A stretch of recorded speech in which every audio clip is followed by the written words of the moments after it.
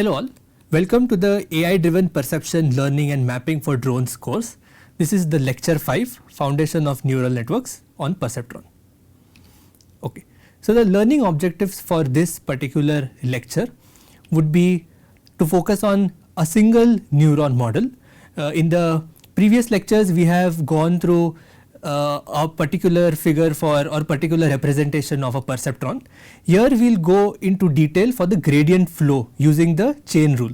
So we will start with a single neuron, then we will focus on the back propagation algorithm, which is understanding the gradient flow using the chain rule. Then we will again take a quick recap on the gradient descent algorithm, finally focusing on the stopping criteria, and lastly we will try to come up with a generalized solution for a multi-layer perceptron and understand the gradient flow for each of or different weights in the multi-layer perceptron, and hence we will come up with a more generalizable chain rule to update various weights in the multi-layer perceptron. Okay. So before we start, we will do a quick recap on the single neuron model. First we have the input signals. The input signals are passed through the synaptic weights where they are multiplied. Then in the synaptic potential we multiply the input with its respective weights, and finally we have a summation operation with the different weights and inputs. So essentially summation j from 1 to m, multiplication of weights with the respective inputs. Once we have this, we pass it through an activation function which we represent it as phi. After phi we have our output y. So the single neuron model has two main parts. First is the synaptic weights with which the inputs are multiplied, and then passing it through an activation function to get our output. Mathematically we can represent y as phi, which is the activation function of j from 1 to m, wj xj. This part here focuses more on the input. We can also add a bias term as we saw in previous lectures, which would be given as w0 x0. Okay. Now let us take a deeper look into a single neuron model, which is to understand and focus more on the forward pass as well as on the back propagation of various gradients. So let us look at this model here where x is our input. Input is passed using the weights w1 to a hidden layer, which is represented as this middle symbol. Finally we have an output layer which is represented by y, and using y we can calculate our error for that particular single neuron, which is given as e. Now the output of the hidden layer, which would be somewhere here, would be represented as v1. v1 is phi times w1 times x. So sorry, v1 is phi of w1 times x. Now the output y is given as w2 times v1. This can also be represented using in terms of the activation function, where y is w2 times phi of w1 times x. Now in the previous examples that we have solved using Hebbian rule and delta rule and even the gradient descent, we always assumed our hidden layer to have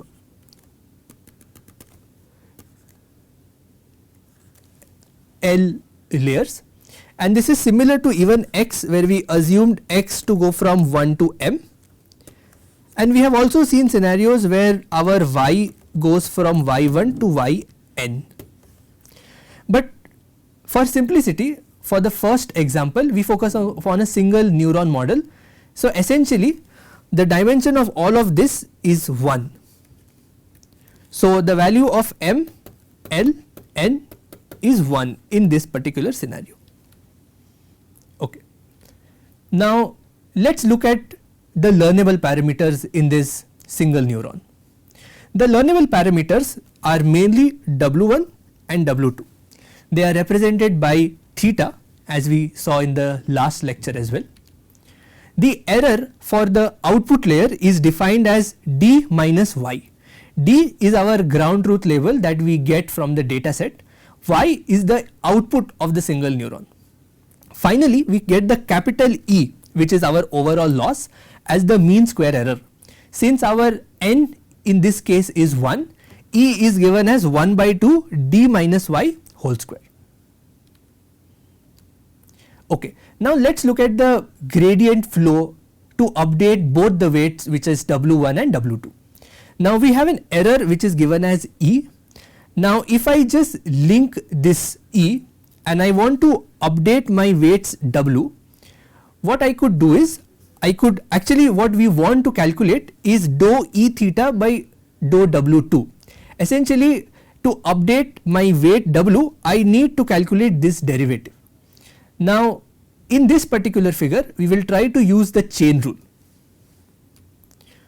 Now dou E by dou W2 can be expanded and written as dou E of dou y times dou y of dou W2. To understand it better, using the figure, we can represent the last part as E, the output can be represented as y, the output of the hidden layer can be represented as V, and this connecting part is my W2. So what we would essentially do using chain rule is to reach this W2 in a step by step manner. So take a derivative dou E by dou y, which is given as this, times dou y by dou W2. Okay. Now let's look at the other weight, which is W2. So if I want to calculate dou E by dou W2, I would again use the chain rule and represent it as dou E by dou y times dou y by dou W1. Now we can still break it into more parts using the chain rule. So again, using the same strategy we did earlier, we can represent the output or the error as E, the output as y, we can represent the output of the hidden layer as V1, and we want to actually update our W1. So essentially I can write this, and or I can break the d dou y by dou W1 into two parts. So dou E by dou W1 can be given as dou E by dou y times dou y by dou V1 and dou V1 by dou W1. So essentially I can use the figure and systematically use the chain rule and calculate the derivative of error with respect to that weight. So if we do it again, dou E by dou W1 is dou E by dou y, which is represented by this part, times dou y by dou V1, which is again represented by this particular part, and lastly dou V1 by dou W1, which is the last part. Okay. Now the objective of any learning rule is that given a set of training samples, which is x and d, and we have been using, so x and d can be written as x1 comma d1, x2 comma d2, and so on. So given a set of training samples, and depending upon our choice of the network and the activation function, we can actually come up with various learning rules, as we have even seen in the previous lectures, which is using either the Hebbian rule, delta rule, or gradient descent. The example we saw earlier, we focus on a very simple case where I have one D input, I have one hidden layer, and I have one output. So essentially M, L, N all are equal to 1. Okay. Now the goal of any learning algorithm is that when we have learnable weights, which are denoted by theta, which can be written as W1, W2, our goal is to find the network weights that achieve the lowest loss. So this can be represented as highlighted here. Theta star is equals to arg minimum of E theta. Now what does arg minimum return to us? So let's assume that I plot error with respect to theta. which is my learnable parameter. And I know at this point I will have theta star, which represents the lowest value of E theta. Arg minimum of E theta returns theta star. Essentially it returns to me the value where error is lowest. So the goal of any learning algorithm is to come up with a set of learnable weights, in this case W1 W, so that the error for the data set D is lowest. Okay. Now let's do a quick recap on the error surface. So let's assume I have learnable weights W1 W2. My goal again is to come up with theta star, which is arg minimum of E theta with respect to theta. So essentially in this curve we want to identify, using our learning algorithm, to identify theta star which returns the lowest value of the error, right? And we would also want to remember that our loss is a function of network weights. So essentially we should come up with weights which would return the lowest value. Now let's do a quick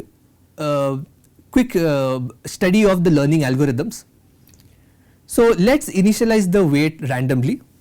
The weights could be anywhere on this plot. Let's assume it is a random initialization, so it's at that point, and at this particular point we have a specific error which could be represented as random. Now as this starting point, we want to essentially reduce the error and make it minimum. So we take a small step in the opposite direction of the gradient. This is something we saw last time, where we used the gradient descent algorithm, which was minus eta times derivative of the error, and this step is represented by eta, in the sense that if eta is very high, then the step size would be very high. If eta is very small, then the movement of the error would be very small. So we have initialized the weights. We are taking small steps in the opposite direction of the gradient, essentially using the gradient descent algorithm. Now we would repeat this until convergence, and during convergence or at the converging point we would return a value of theta star such that error would be minimum. Okay. Now let's represent it quickly using a algorithm format. So we initialize the weights theta randomly with a normal distribution, which is mean 0, standard deviation 7%. We will loop this whole process until convergence. Which process? We will compute the derivative of error with respect to the learnable parameters, which is E theta, which is essentially W1 W2. We would keep updating these weights, and hence we would keep moving in a specific format towards the minimum point, and until this loop converges we would keep going. At the converging point we would have achieved the lowest error. Since we achieved the lowest error, my constraint for this is satisfied, which is arg minimum of E theta, and we would stop this loop. Once we stop this loop, which is this portion, we would essentially get theta star, which is the optimal set of learnable parameters to reduce this error. Now let's focus on the convergence part. What do you mean by I can keep iterating until convergence? So there are certain stopping criteria for learning algorithms. We will focus mostly on the gradient descent algorithm. So stopping criteria 1. Now before we start, I will just like to say that there is no well defined criteria for stopping this operation. There are some heuristics that are used which are known to perform very well while training the model. However, a necessary condition for getting theta star to be minimum is the gradient vector, which is represented as delta E theta star. This value should essentially be 0. Now this was formally defined by Kramer, Sangioli, Vincetti in 1989, which is the backpropagation algorithm is considered to have converged when the Euclidean norm of the gradient vector reaches a sufficiently small threshold. Now why do we call it as a Euclidean norm? Because as we saw in the earlier lecture, delta of E is given as dou E by dou W1, dou E by dou W2. Essentially this is a vector, and hence we would want to take a norm of this derivative of error. This norm, which could be any norm, L1 norm, L2 norm, this should be sufficiently small compared to a particular threshold, or this should equate to 0. Now one particular drawback of this particular stopping criteria is that we need to compute the gradient vector again and again for each iterative step, which would require some sort of a computation. And one place where it would require a computation is when my number of weights is very high. So currently it is only 2, but let us assume it is a very dense network with a lot of weights. Computing the gradient at each iterative step would become computationally intensive. Stopping criteria 2 is given as the backpropagation algorithm is considered to have converged when the absolute rate of change of the average squared error is sufficiently small.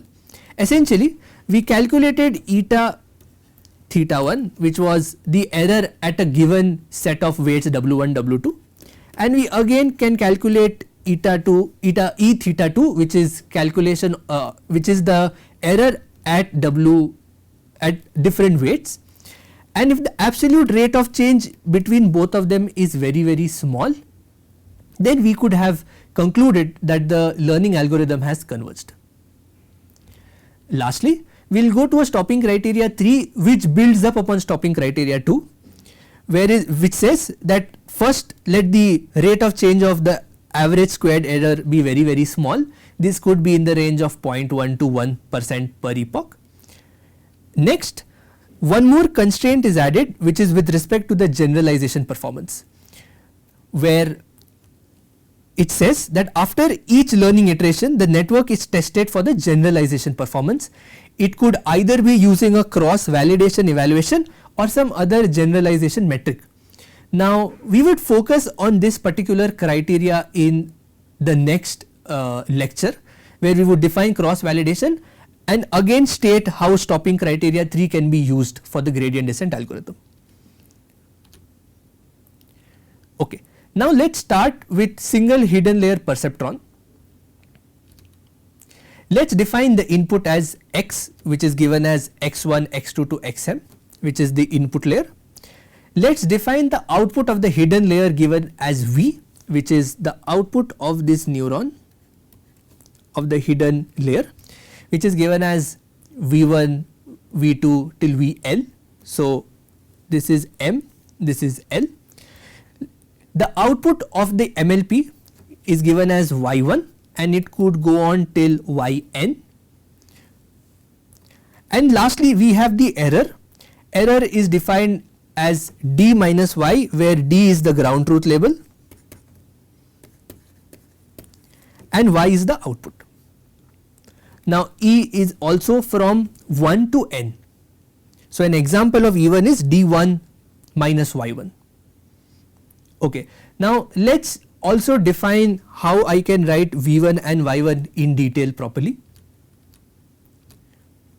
So if we look at v1, which is the output of this neuron, it is 5 times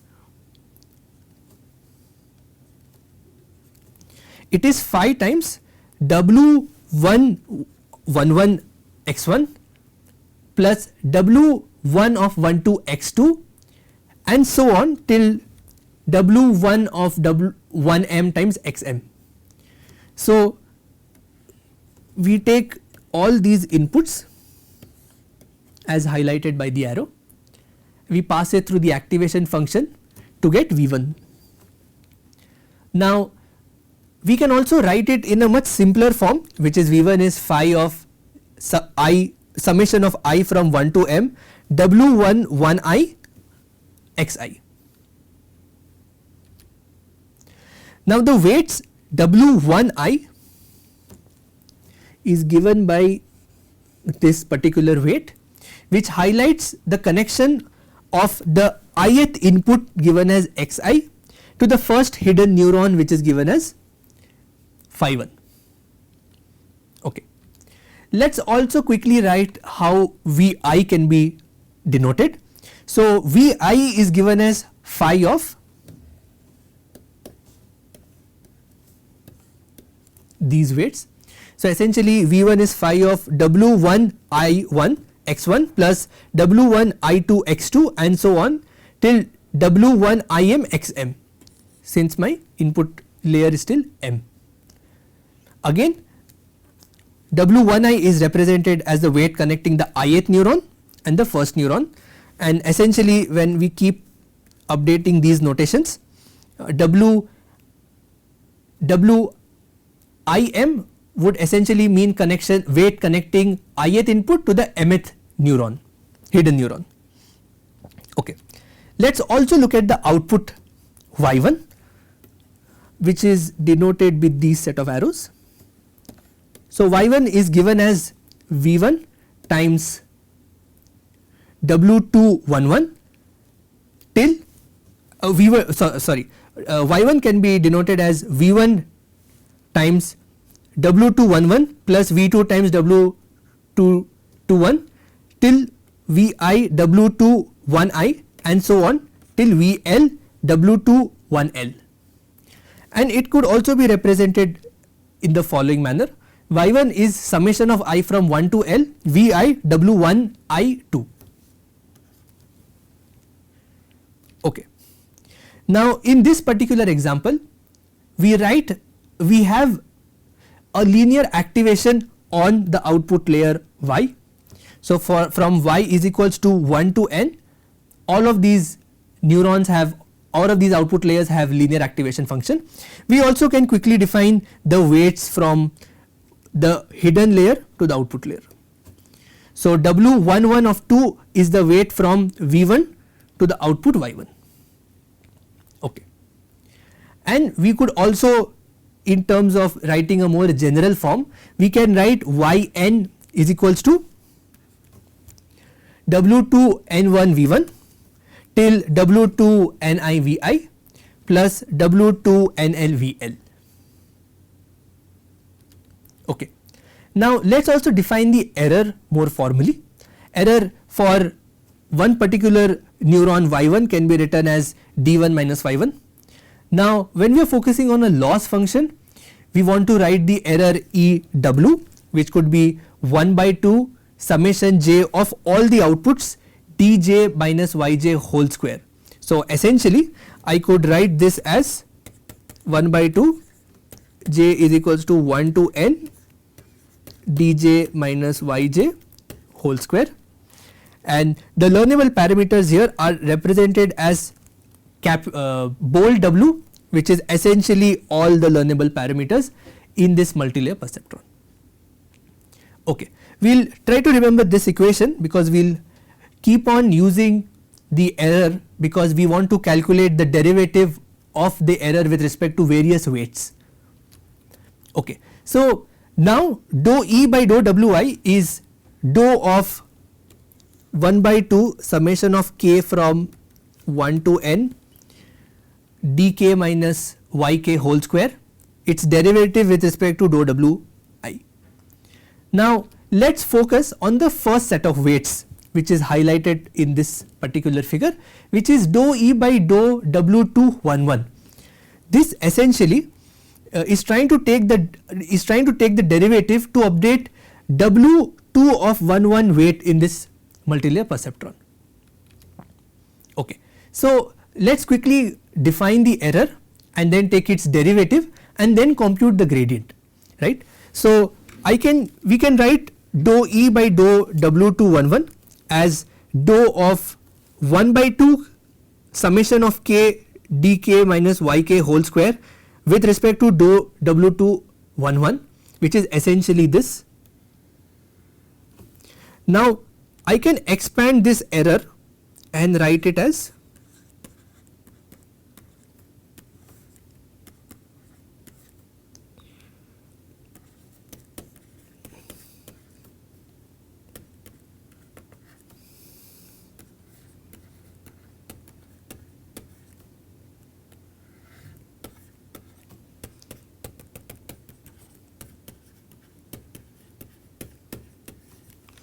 So I can expand the error and write it as 1 by 2 d1 minus y1 whole square plus 1 by 2 d2 minus y2 whole square plus till nth term, so 1 by 2 dn minus yn whole square.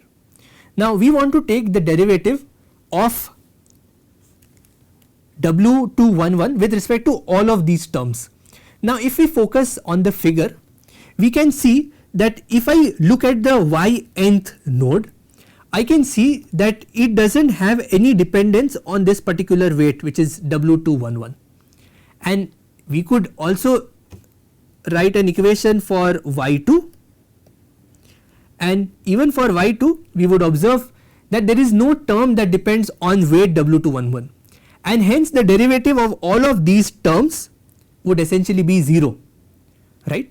And so we come to the last equation in this slide, which is dou E of dou W211 is dou of 1 by 2 d1 minus y1 whole square of dou W211, essentially because the rest of the terms become 0. Okay. Now we will just quickly take the derivative with respect to this particular term. So when we take the derivative here, 1 by 2 is constant, we will put it outside. The derivative of d1 minus y1 whole square with respect to dou W211 is given as 2 times d1 minus y1 times the derivative of d1 minus y1 with respect to dou W211. Now here d1 is a label and hence it is a constant number. The derivative of a constant with respect to any weights is essentially 0, and hence we get the second part, which is d1 minus y1 times the derivative of y1 with respect to dou W211 into minus, and this derivative, which we can see from the figure directly, results in minus of v1. So dou E by dou W211 is given by d1 minus y1 times minus v1. Okay. Now again, if we look at the back propagation, we wanted to calculate this derivative, which is given as for this particular weight, which is W211, the derivative of E with respect to W211 is given as d1 minus y1 times minus v1. Now what we essentially want to do is, for gradient descent algorithm, we want to calculate minus eta times dou E by dou 211. This is essentially what we need to update the weights using the gradient descent formula. If I use the same formula here, I get eta times d1 times v, eta times delta 1 times v, where eta is my learning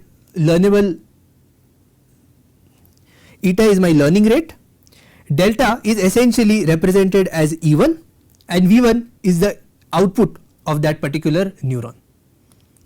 Now since we have minus eta dou E by dou W211, I can essentially write W211 is equals to W211 minus eta times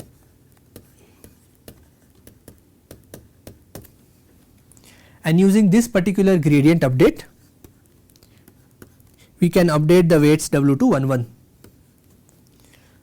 So the derivative of error with respect to weights is given as the derivative of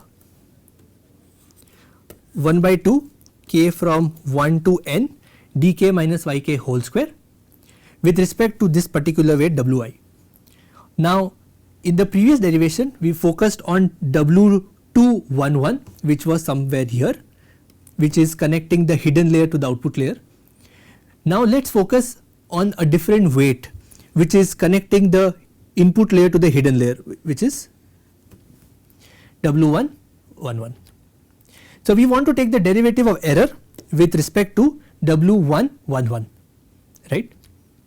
Now before we start, let us just define certain terms so that it is very easy to take partial derivative and to use the chain rule properly. So let us assume that before applying the activation function in the hidden layer, T1 is defined as the summation of W111x1 plus W112x2 till W11mxm. So essentially this is the summation operation of W into x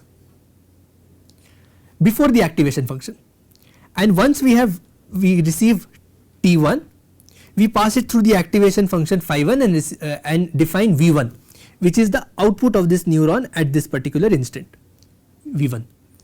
Now if we focus on the particular definitions and the figure, we can see that this is similar to what we did even for the single neuron model, where we connect different nodes so that it becomes easy for us to calculate the partial derivative. So we have W111, which is what I want to calculate. We have defined T1 here, which is the input to which is the neuron before the activation function. So once I calculate T1 and I pass it through the activation function, the output of this hidden layer is defined as V1. Now we also define the output of the neuron, which is given as the Y1 here, which is the output, and finally we define the error, which is the last node. Now since we have defined this, it is easy for us to use the chain rule directly. This is also represented by this equation here, where we start from W111, we move towards T1, which is given by the formula above. We then defined V1, which is the output of the neuron, which is just applying an activation function on T1. We get to the output, which is here, and then finally we have an error. Okay. Now let us use the chain rule. The chain rule now is defined as dou E by dou W11 is, okay, let us plot it in this figure as well.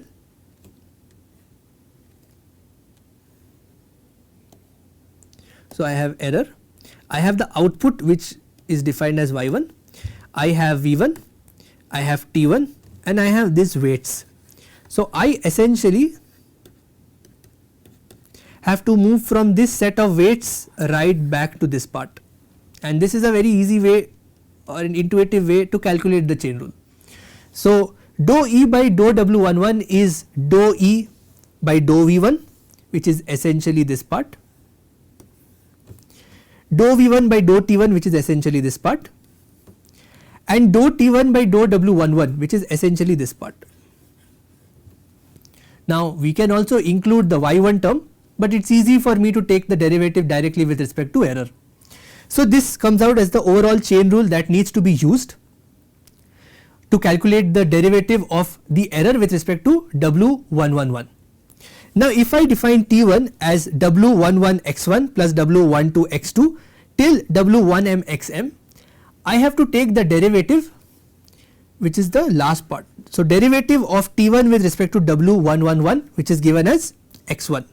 So if I take this derivative, I know that this is the only W11, and rest all of them are actually not function of W111, essentially their derivative would become 0. So dou T1 by dou W111 results in x1. So this last part we have taken the derivative. Now let us look at the second part. If I define V1 as phi1 of T1, its derivative with respect to T1 is essentially phi dash 1 T1 times the derivative of T1 with respect to T1, which is 1, right. So dou V1 by T1 is given as phi dash 1 of T1. So we have defined, or we have the formula for the last two terms in this chain rule. Let us focus on this term, which is dou E by dou V1, and if we calculate dou E by dou V1, we would essentially calculate the error gradient with respect to that weight W111. Okay. Now let us look at two cases. Let us look at an easier example and then let us generalize it to the nth scenario. Now let us assume a case where there is only one output, right. So there is only Y1 here and there is no other terms as such here. So my n here is essentially 1, right. Now before we start, I would also want to mention, in this particular equation that we see above, which is dou E by dou W111, the last two terms is something we have already calculated. Since we have calculated that, and since they are a function of this part of the network, they remain as it is, they do not change. So even if I make output as 1 or n, these for these particular terms derivative using chain rule remains as it is. The only part that changes is dou E by dou V1, right. So for the case A, where there is only single output, let us define the error. Error is given as 1 by 2 d1 minus y1 whole square. Now we have seen this case before as well. So dou E by dou V1 can be represented as dou E by dou y1 times dou y1 times dou v1. So just using chain rule, right, and if it would be helpful, we will use the previous technique as well. So I have an error, I have output, I have my v1. So I take dou E by dou y1, dou y1 by dou v1, and essentially I reach dou E by dou v1. Okay, apologies for this. Okay, so let us calculate that part. Dou E by dou y1 is given as minus of d1 minus y1. Dou y1 by dou v1 is given as W211, and if we just multiply, dou E by dou v1 is given as minus d1 minus y1 times W211. So essentially dou E by dou v1, we can calculate the formula as. So if I use the back propagation and the chain rule, we earlier had derived dou T1 by dou W11, we also had derived dou V1 by dou T1, and we now have dou E by dou V1. So in a scenario where I have hidden layer, where I have L hidden layers, I have only one output and I have M input layers, I can still calculate the derivative dou E by dou W111. Okay. Now let us look at the other case where I have nth output. So again I have an input layer which is x1 to xm, I have the hidden layer which is ranging from 1 to L, and I have the output layer which ranges from 1 to n. So I have error E1 which is defined as d1 minus y1, I have error E2 which is defined as E2 minus y2, and I have error En which is defined as dn minus yn. Now when I define the total squared error and expand over all outputs, we come to this particular equation, which is E is equals to 1 by 2 d1 minus y1 whole square plus 1 by 2 d2 minus y2 whole square till 1 by 2 dn minus y1 whole square, right. And this is because my n here is not 1, we have multiple outputs now.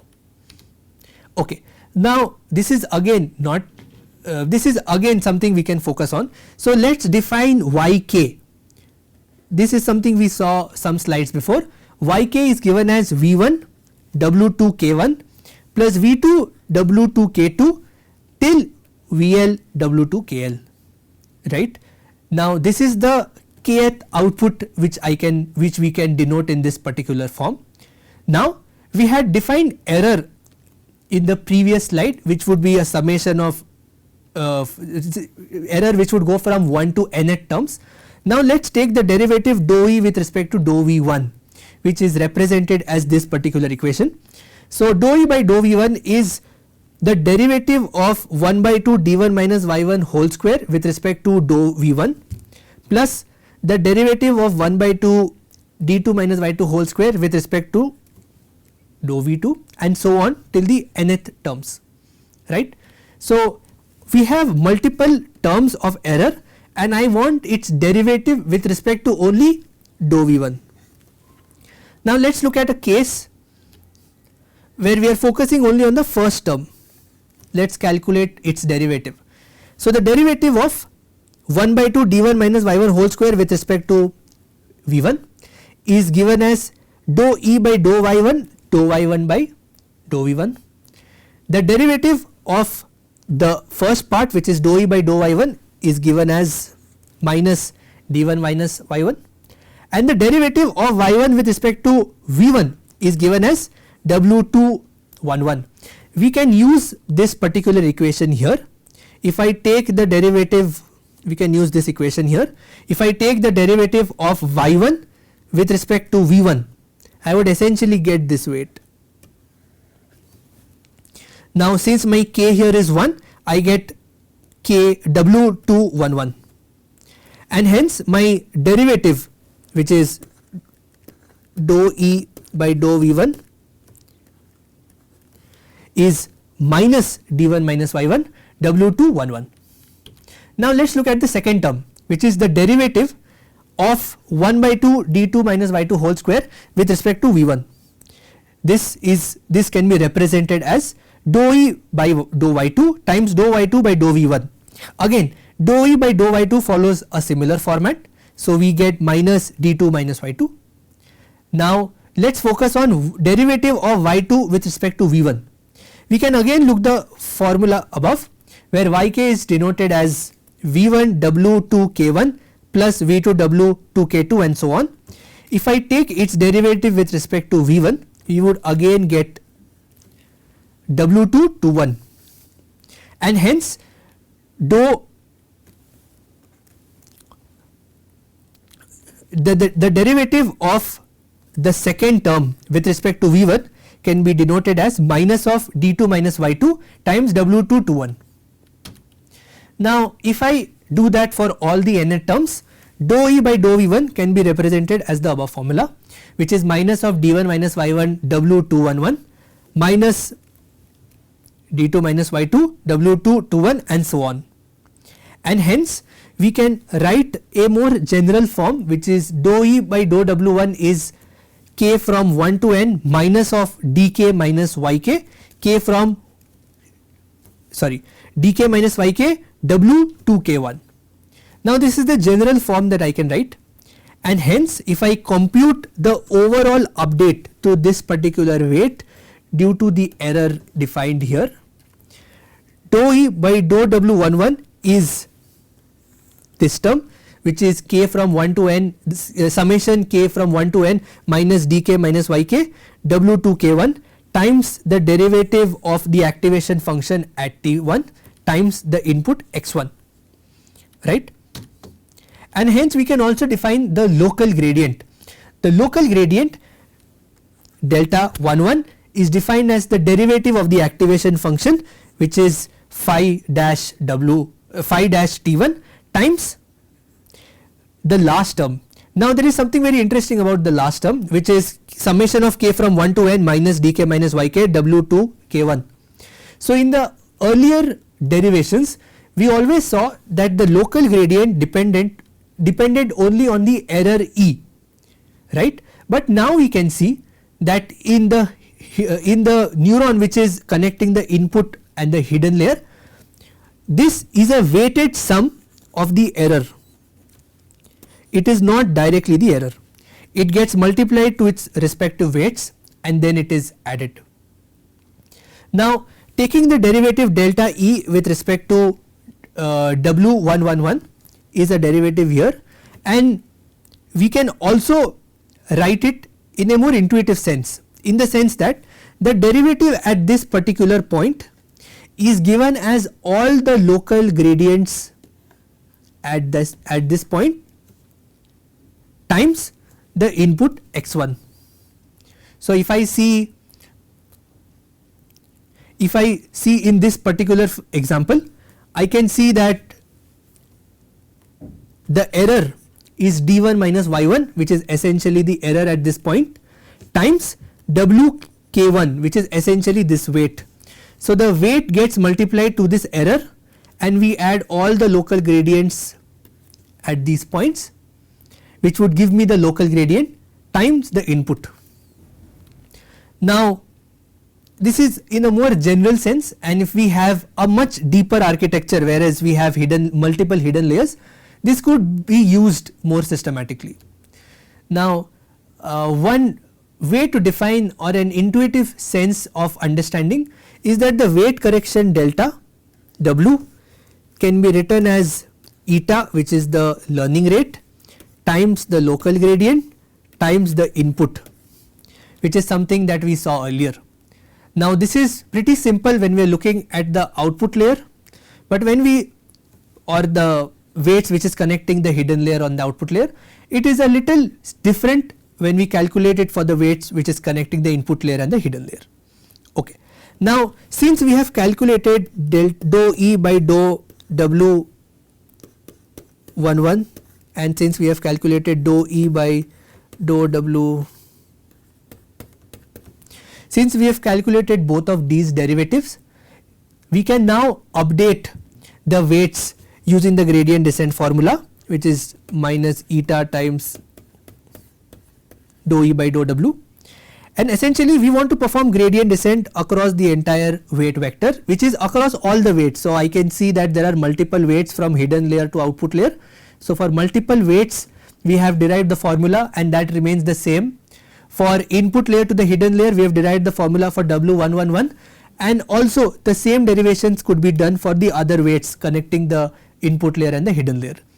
Lastly, gradient descent could be performed, which we saw in the error surface.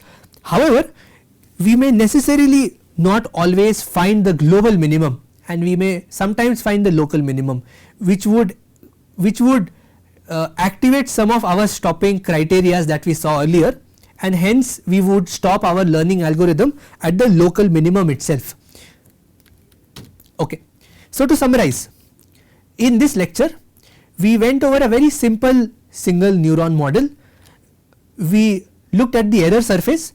In the simple single neuron model we also saw the gradient descent. We use the chain rule to update the weights W1, W2.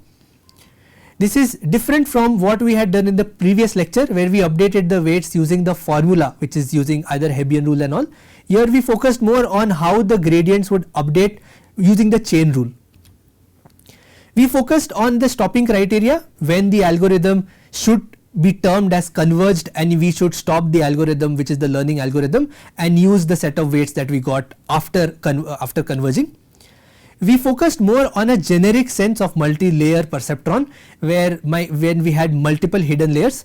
We focused on the gradient flow of multi-layer perceptron, which is essentially focusing on the weights connecting the output and the hidden layer and the hidden layer and the input.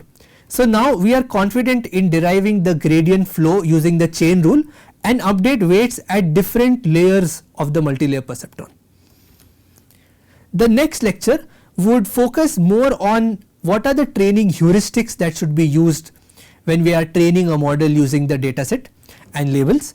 What are the places where we could avoid overfitting and what is overfitting, etc. So all the training strategies which are very useful while training a perceptron is something we will cover in the next lecture. Thank you.